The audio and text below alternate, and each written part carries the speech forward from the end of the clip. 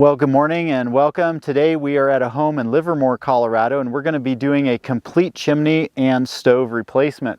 It's just behind that tree on the right-hand side of this gable. That fireplace over there is not inside a scope, so it's the one over on the right.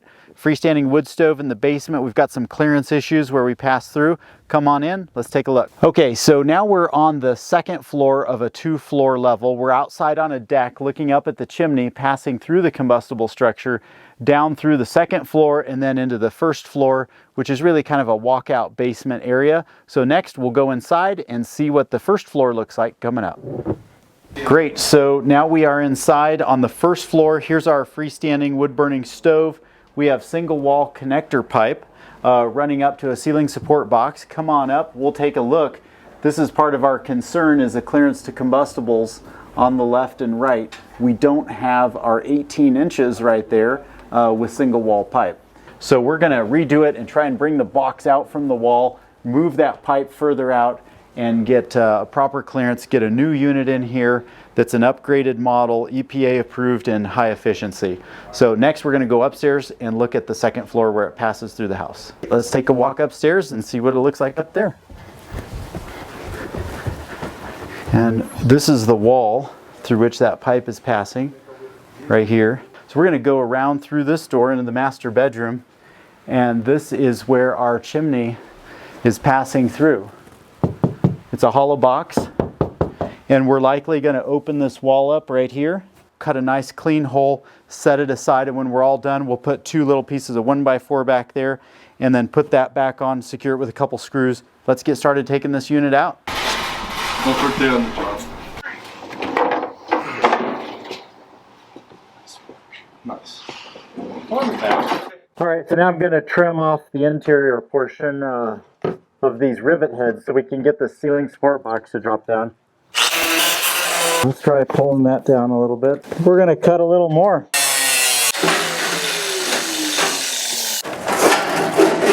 Excellent. So up here we are going to cut a hole about high enough for a guy to reach inside and get some shoulders in there.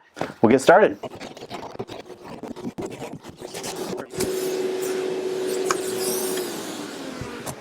Okay, so now we're inside and we're going to take a close-up at the ceiling support box and look. We've got some nails up here that will need to be pulled in order to remove the ceiling support box in its entirety so we can reframe the opening to the new ceiling support box size. Excellent. So next we are going to be cutting our 2x4s and securing them in place with 2 screws on each side, and then that will hold the support for the ceiling support box.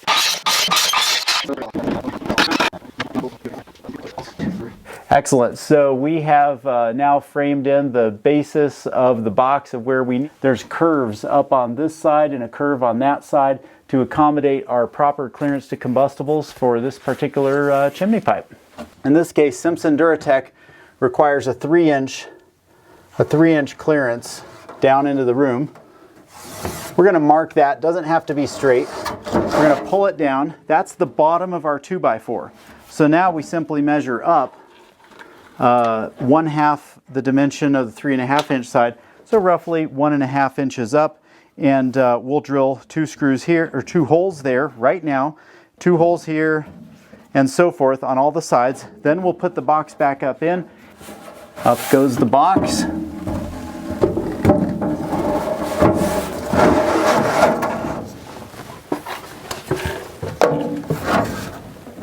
We're good to go.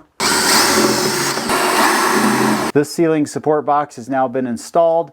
It's secured, and we're going to work on the chimney later. But this elbow will go up in here, fits in there. This is the Simpson DVL product, and you got to figure out how to get it to come out the corner at a true 45. So you can use like a speed square, a framer's speed square, and line it up, or you can just visually stand back and turn the stove and turn the elbow until you like it.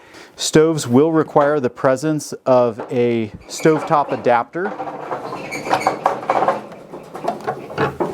A stovetop adapter is a transitional piece which goes from the flue collar to the connector pipe of choice. And this will just nicely go down and rest right there and transition to our pipe. So we're going to go ahead and set the stove, work on our connector pipe and elbow system, and basically the stove will be set down here, and then we transition up and work on the chimney. There you go. So now we're upstairs in the master bedroom, and we're going to watch the chimney pipe be lowered down from above to mate up to this guy. On the left side, you can see the wood siding that we applied, the new material to keep that insulation back. Observe our clearance to combustibles and force a good job to be done here. And here it comes. All right, that's the end of it. That's got it. Let it go. All right. And that pipe is now connected, and we're good to go. And we just line them up, push it down, and this product will twist lock to the right when it's truly lined up. And there it is. And this is great for another 25 years. So let's head on down and start a fire on the inside. All right, so today we've completed the installation of the Quadrafire Discover II. There was an existing stove here which we removed and replaced with this one.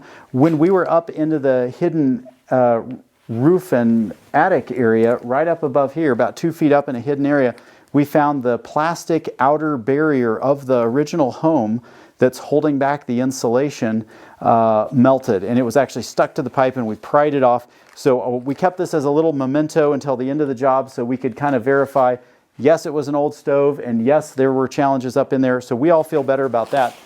We actually removed it and replaced it with plywood, as you saw in the photos. Okay, well, Mr. Russell, we're going to go over the stove operation. There's 2 air controls, one on the right and then one up here. This is your main adjuster, and when you go up to the top, it'll give you more air. Your startup air, you pull it forward and run it to the back, and it starts a ticking sound. Very quiet, and it's an air shutter that opens and gives it extra combustion air for 20 minutes during startup. It takes about 5 minutes to 15 minutes to establish draft, and we're going to try and get that going today. And what we're looking for is about 1,500 degrees Fahrenheit, at least 1,200 down here in this firebox, and we will be completely burning the byproducts of combustion. What I like about this stove, in particular this model, is that you don't have to bend over as far to load wood, and decoratively you can store wood down there, and it will have just a nice place to store it just out of the way. And if I could put a stove in my house, I would probably put this one in because it's up so high.